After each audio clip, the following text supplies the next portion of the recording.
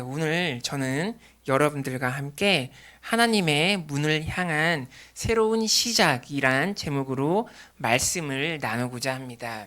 그래서 오늘 주일은 2022년 1월 첫 번째 주일입니다. 사랑하는 여러분, 새해 주일을 맞이하는 기분이 어떠십니까? 회복과 희망으로 기대되십니까? 아니면 과거에 해결되지 않는 문제들로 인하여 절망 속에 계십니까? 그러나 여러분이 기억해야 할 것은 여러분이 어떠한 상황 가운데 있던지 간에 하나님께서는 여러분들과 함께 하십니다. 그래서 오늘 설교 제목에서 알 수 있듯이 우리의 인생의 목표는 하나님의 문으로 들어가서 하나님 나라에 거하는 것이 우리의 비전과 목적이 되어야 됩니다. 마치 우리의 인생은 하나님의 문으로 들어가는 과정으로 비유할 수가 있습니다. 그래서 어떻게 하면 우리가 하나님의 문으로 들어가서 하나님이 예비하신 구원과 축복을 받을 수 있는지 다 같이 은혜를 나누고자 합니다. 그래서 첫째로 하나님 문으로 들어가는 과정에는 필연적으로 원수의 방해가 있다는 사실을 우리가 본문을 통하여 알 수가 있습니다. 그래서 새로운 한 해가 시작되었습니다. 그러나 새로운 한 해가 시작되었다고 해서 원수 사탄은 쉬지 않습니다. 사탄은 계속해서 자기의 업무를 수행합니다.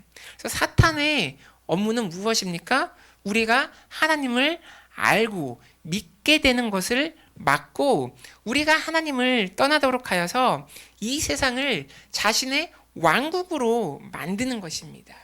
그리하여 우리를 영원한 멸망 가운데로 인도하는 것이 바로 사탄의 사명입니다.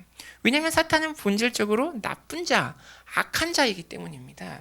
그래서 사탄은 교만하고 교활하고 거짓의 아비이고 우는 사자처럼 우리를 삼키려고 벼르고 있습니다. 그래서 요한복음 8장 44절에 이렇게 말하고 있습니다. 그는 처음부터 살인한 자요 진리가 그 속에 없으므로 진리에 서지 못하고 거짓을 말할 때마다 제 것으로 말하나니 이는 그가 거짓말쟁이요 거짓의 아비가 되었습니다.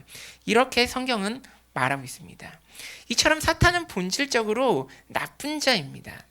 이처럼 나쁜 사탄이 우리가 하나님을 알고 하나님을 믿게 되어서 하나님의 자녀로 거듭나는 것을 가만히 지켜보고만 있겠습니까? 아닙니다. 사탄은 절대 우리를 가만히 안 두고 두 손 놓고 편안하게 지켜보지 않습니다. 사탄은 우리를 적극적으로 에워싸고 공격합니다. 그래서 사탄은 인류의 구원을 막기 위해서 자기 위협을 무릅쓰고 하나님의 아들이신 예수님께 다가가서 예수님을 시험한 존재입니다. 또 구약 시대에는 하나님의 보좌까지 가서 욥의 시험을 승낙까지 받아낸 정말 교활하고 악한 존재입니다. 여러분, 사탄은 절대 만만한 존재가 아닙니다. 특히 사탄은 선한 사람, 하나님의 사람을 보면 가만히 있지 않습니다. 본능적으로 공격하려고 죽이려고 달려듭니다. 그래서 오늘 본문에 보면 시편 기자는 이렇게 말하고 있습니다. 한번 다 같이 읽어보시겠습니다. 시작. 그들이 벌들처럼 나를 에워쌌으나 가시덤불에 불같이 다 없어졌나니 내가 여호와의 이름으로 그들을 끊으리로다. 너는 나를 밀쳐 넘어뜨리려 하였으나 여호와께서는 나를 도우셨도다. 이렇게 고백하고 있습니다. 그래서 시편 기자는 원수가 자신을 에워싸고 있는데 마치 벌들처럼 자기를 에워싸고 있다고 표현하고 있습니다. 사랑하는 여러분, TV에서 양봉장 같은 데 보면 그 벌들이 에워싸고 있는 거 보셨죠? 얼마나 끔찍합니까? 특히 말벌처럼 공격력이 강한 벌이 에워싸면 그 자리에서 치명적으로 우리는 죽을지도 모릅니다. 이처럼 사탄은 정말 뿌리부터 나쁜 존재입니다. 그리고 교활한 존재입니다. 영적으로 보면 본문처럼 사탄은 우리를 낭떠러지로 유혹해서 우리를 잡아뜨리고 사망으로 인도하려고 온갖 일을 다 계획합니다. 그러나 사랑하는 여러분, 우리는 실망할 필요가 없습니다. 왜냐하면 우리에게는 여호와의 이름, 하나님의 이름이 있기 때문입니다. 십자가에서 사탄을 이기신 예수 그리스도의 이름이 있기 때문입니다.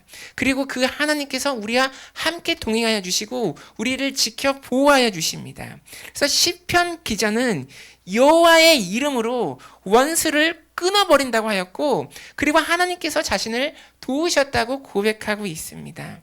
사랑하는 여러분, 시편 기자처럼 2022년 한 해는 하나님의 이름을 의지하시기 바랍니다.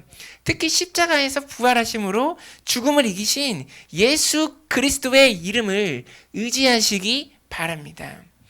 우리가 새해를 맞이하였지만 악한 사탄은 우리가 하나님의 자녀가 되고 최종적으로 우리가 하나님 나라에 들어가는 것을 막기 위하여 올 한 해도 아마 쉬지 않고 여러분을 영적으로 에워싸고 공격할 것입니다. 왜냐하면 사탄은 이러한 일을 쉬지 않고 과거에도 하였고 지금도 하고 있고 미래에 어느 시점까지는 계속할 것입니다. 그러나 우리가 사탄의 영적인 공격 속에서도 약해지지 않고 하나님의 이름으로, 예수 이름의 능력으로 파쇄하고 나가면 원수는 한 길로 왔다가 7길로 도망가기 때문입니다.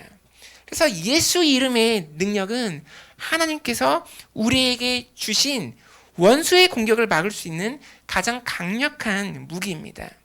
하나님은 우리에게 예수 이름의 능력을 선물로 주셨습니다. 그래서 예수 이름의 능력이 사탄을 막을 수 있는 절대적인 무기입니다. 그래서 마가복음 16장 17절은 이렇게 말씀하고 있습니다.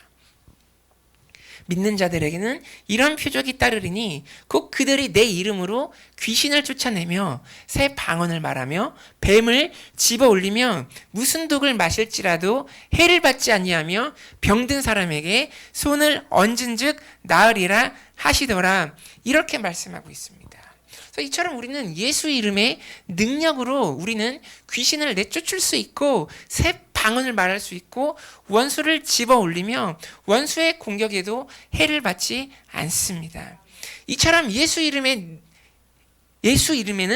능력이 있습니다. 사랑하는 여러분, 예수 이름의 능력을 의지하시기 바랍니다. 어떤 분은 어떻게 예수의 이름이 마귀를 내쫓을 수 있냐? 그 원리를 과학적으로 설명해 달라고 하시는 분이 있습니다.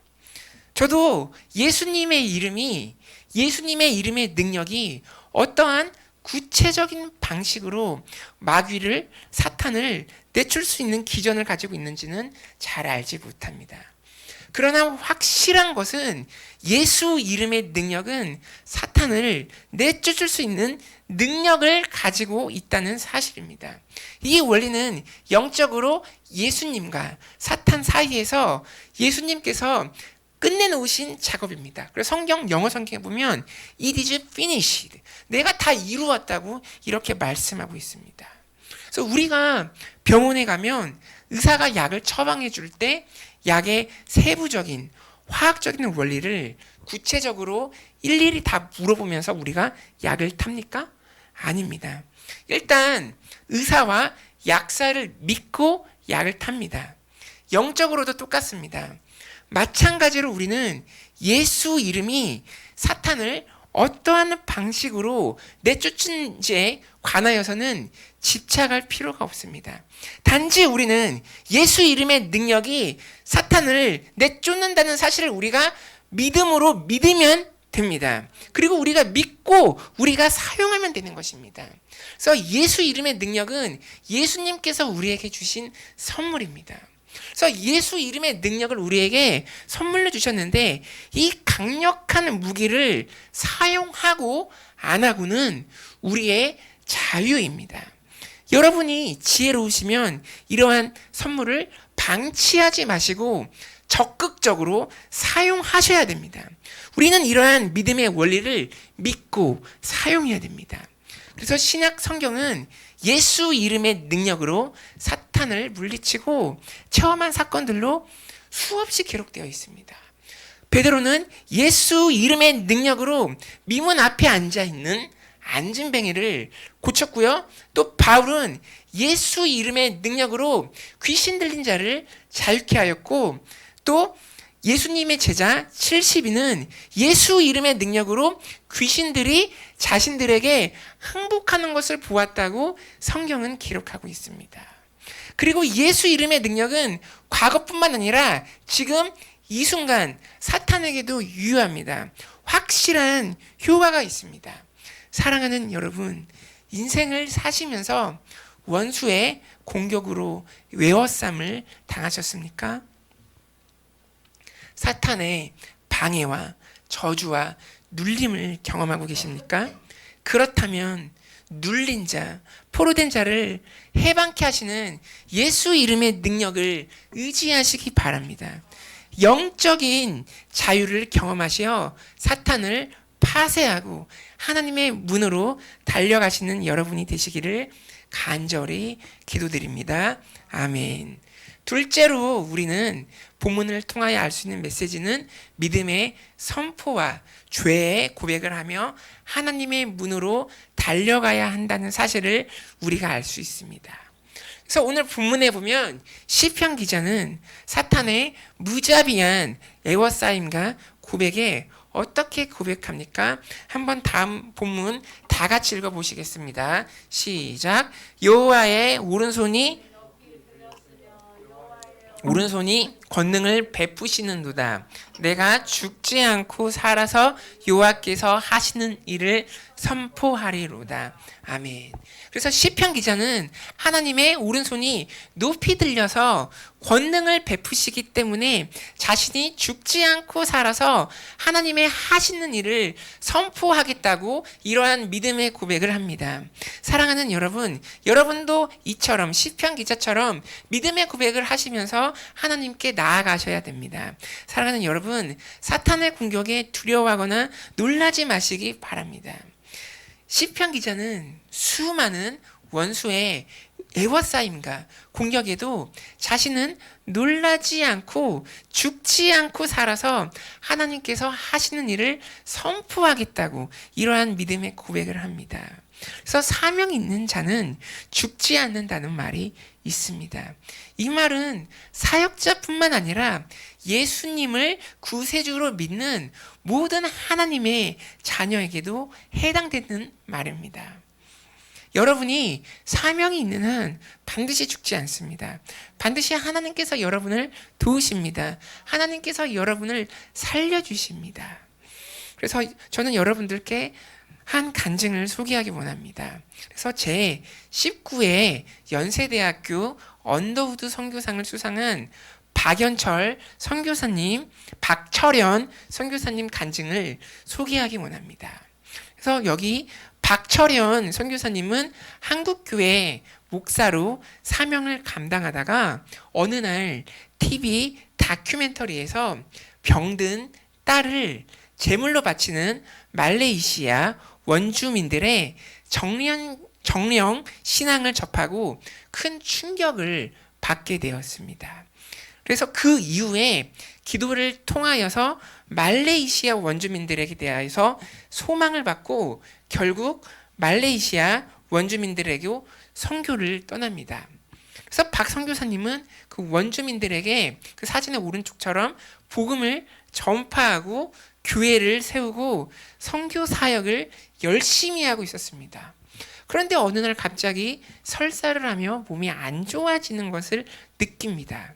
그래서 계속해서 낫지 않자 큰 병임을 자기가 자각하고 한국으로 귀국해서 병원에서 진찰을 받으니 대장의 암이 10cm 이상 자라서 말기 판정을 받고 시한부 인생을 선고받았습니다. 그래서 시한부 인생을 선고받은 후에 우선 몸이 안 좋으니까 1차 암 수술을 받았습니다. 그래서 1차 수술 뒤에 원주민들에게 작별 인사를 할 겸 말레이시아에서 생을 마감하려고 다시 갔는데 원주민들이 그 소식을 듣고 눈물을 흘리면서 자기를 위하여 중보기도를 해주더랍니다. 그래서 박 선교사님은 원주민들로부터 중보 기도를 받은 후에 계속해서 사역을 하였고, 시간이 흐르고 죽지 않자 다시 한국에 와서 검진을 받았는데 암이 완치 판정을 받았다고 합니다. 그래서 의사 선생님도 말하길 이것은 정말 기적이라고 학회에 보고를 하겠다고 합니다. 이처럼 박철현 선교사님은 시편 말씀처럼 죽지 않고 살아서 하나님께서 하시는 일을 선포하였습니다. 여러분도 이와 같은 기적을 체험하시길 기도드립니다. 사랑하는 여러분, 여러분의 아픔, 슬픔, 병, 모든 문제, 죄를 하나님께 맡겨드리기 바랍니다. 하나님께 맡겨드리고 기도하고 그 결과는 하나님께 맡겨드리기 바랍니다. 여러분의 인생의 경로를 다 파악하고 계시는 하나님께서는 반드시 여러분에게 좋은 결과를 주실 것입니다. 그런데 여러분이 하나님의 기적을 체험하기 전에 반드시 해야 할 일이 있습니다. 무엇입니까? 다음 구절 보겠습니다. 이렇게 말하고 있습니다.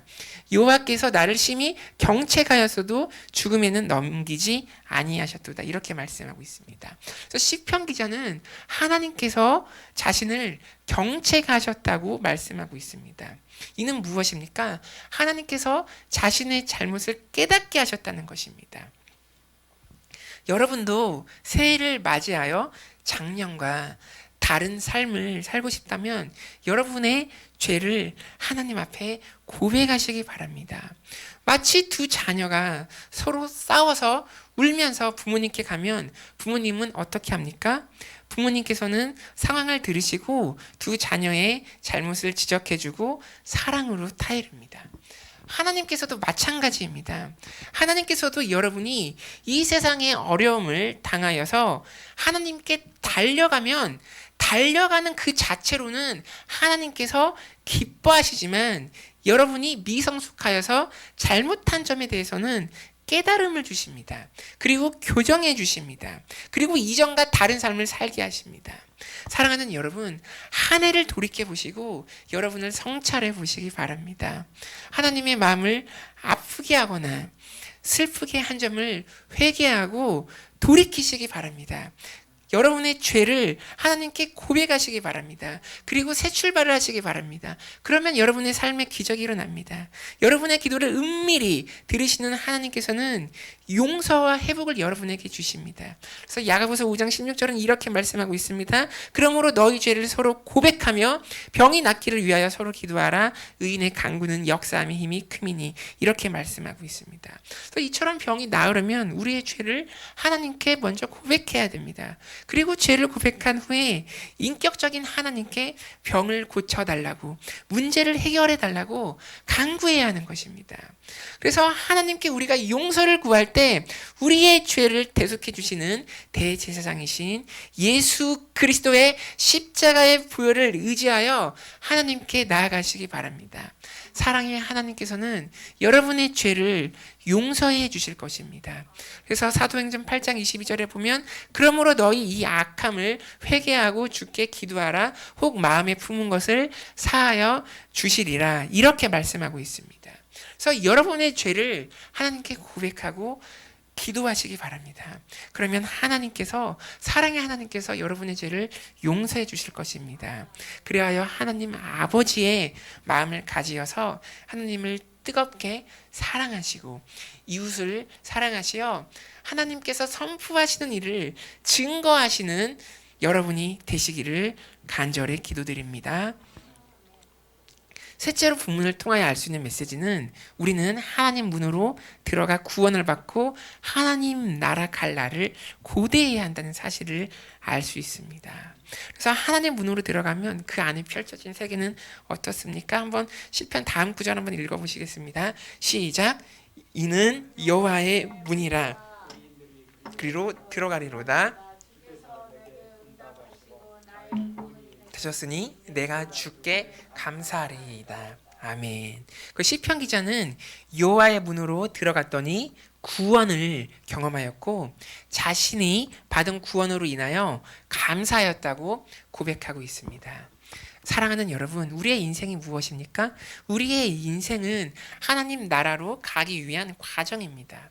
여러분의 인생의 목표는 반드시 여호와의 문, 하나님의 문으로 들어가서 구원을 받는 것이 삶의 목표가 되어야 됩니다. 그래야 여러분의 영혼의 영생이 있습니다. 그런데 이 영생은 예수님, 하나님의 아들 예수 그리스도로 인하여 우리가 받을 수가 있습니다. 시편 다음 구절에 보면 이렇게 말씀하고 있습니다. 건축자가 버린 돌이 집 모퉁이의 머릿돌이 되었나니 이는 여호와께서 행하신 것이요 우리 눈에 기이한 바로다. 아멘. 이렇게 말씀하고 있습니다. 여기서 건축가가 버린 돌은 누구를 상징합니까? 바로 예수 그리스도를 상징합니다. 그래서 예수 그리스도가 하나님 나라의 머릿돌, 중축돌이 되었고 구원의 머릿돌이 되셨습니다. 이 구원의 사건은 하나님께서 예비하신 구원이며 우리의 이성과 감각을 초월한 신기한 사건입니다. 사랑하는 여러분, 2022년 새해 그 무엇보다 예수 그리스도를 나의 구세주로 영접하시기 바랍니다. 예수님 안에 영원한 생명이 있습니다. 예수님 안에 삶의 형통과 삶의 축복이 있습니다. 그래서 예수 그리스도의 사건은 저주와 죄를 생명과 영생으로 바꿔 놓은 신기하고 놀라운 사건입니다.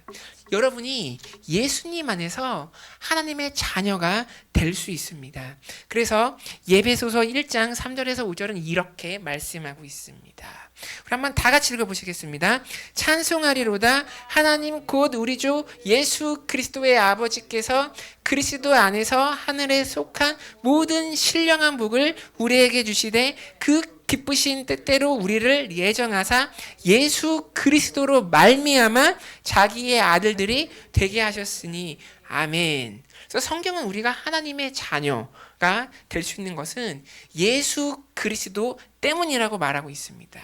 그래서 예수님 안에서 하나님 자녀가 받을 수 있는 형통을 받을 수가 있습니다. 우리가 예수 그리스도 안에서 생명과 치유를 받을 수가 있습니다. 그리고 우리가 예수 그리스도 안에서 하나님의 나라를 상속받을 수가 있습니다.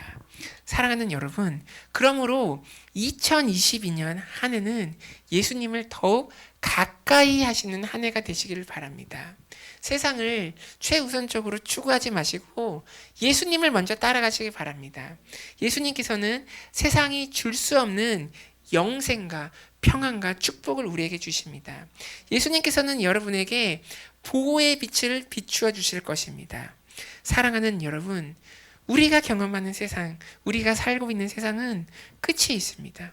2022년이 가면 2023년이 오겠죠. 그리고 2023년이 가면 2024년이 올 것입니다. 그런데 우리가 계속해서 이 세상을 살면서 다가오는 새해를 무한히 맞을 수가 없습니다. 언젠가는 우리는 이 세상에 있는 짐을 다 내려놓고 하나님 나라로 가야 됩니다. 하나님 나라로 우리가 갈 때는 여러분이 이 세상에서 축적한 세상적인 물질, 명예 하나도 가지고 가지 못합니다. 오직 하나님 안에서 맺는 영적인 아름다운 열매만을 가지고 하나님 아버지께 갈 수 있습니다. 그래서 예수 그리스도를 우리가 믿으면 죽음이 고통과 멸망이 아니라 다시 새로운 출발이며 영원한 생명입니다. 이 세상이 실제가 아니라 하나님의 나라가 구체적이고 실제입니다. 많은 사람들이 이 세상이 실제고 저 세상에서는 잠을 잔다고 표현을 합니다. 그러나 오히려 실상은 그 반대입니다. 이 세상에서 잠을 자는 것이고 하나님 나라가 실제입니다. 사랑하는 여러분, 하나님께 돌아갈 그 때를 위하여서 여러분의 삶을 하나님 안에서 아름답게 가꾸시기 바랍니다. 예수님 안에서 아름다운 가치, 성령의 열매를 맺으시기 위하여 하루하루를 최선으로 사시기 바랍니다. 그리하여 2022년 새해는 하나님 안에서 아름다운 열매를 맺으시는 출발의 해가 되시기를 기도드립니다. 그래서 시간이 흘러서 여러분이 생을 마치고 하나님 나라로 가는 순간에 오늘 시편 본문 말씀 마지막 말씀인 여호와께 감사하라. 그는 선하시며 그의 인자하심이 영원함이로다 라는 고백을 하시며 후회 없는 인생을 사시는 여러분이 되시기를 간절히 기도드립니다. 아멘. 말씀을 맺겠습니다. 첫째로 하나님 문으로 들어가는 과정에는 필연적으로 원수의 방해가 있습니다. 그럼에도 불구하고 우리는 예수 이름의 능력을 의지하여, 하나님 이름의 능력을 의지하여 우리는 승리할 수가 있습니다. 둘째로 우리는 믿음의 선포와 죄의 고백을 하며 하나님의 문으로 달려가야 합니다. 시편 기자처럼 내가 죽지 않고 살아서 하나님께서 하시는 일을 선포하리로다 라는 고백을 하시며 믿음으로 나아가시기 바랍니다. 그리고 하나님의 기적을 체험하기 위해서는 우리의 연약함, 죄를 하나님께 고백해야 됩니다. 사랑이 많으신 하나님께서는 여러분의 죄를 용서해 주실 것입니다. 셋째로 우리는 하나님의 문으로 들어가 구원을 받고 하나님 나라로 들어갈 날을 고대해야 됩니다. 구원은 머릿돌 되시는 예수 그리스도로 인하여 가능합니다. 예수님 안에는 생명과 형통과 축복이 있습니다. 사랑하는 여러분, 이 세상의 삶은 영원히 지속이 되지 않습니다. 우리가 맞이하는 이 세상의 새해도 언젠가는 끝이 있습니다. 그 끝을 위하여 준비하시기 바랍니다. 그러나 우리가 예수님 안에 있으면 그 끝은 죽음이 아니라 새로운 시작입니다. 예수님 안에서, 오직 예수님 안에서 아름다운 열매와 성령의 열매를 맺으시어 하나님 나라 갈 날을 고대하며 이 세상을 하루하루 최선을 다하며 사시는 여러분이 되시기를 간절히 기도드립니다. 아멘.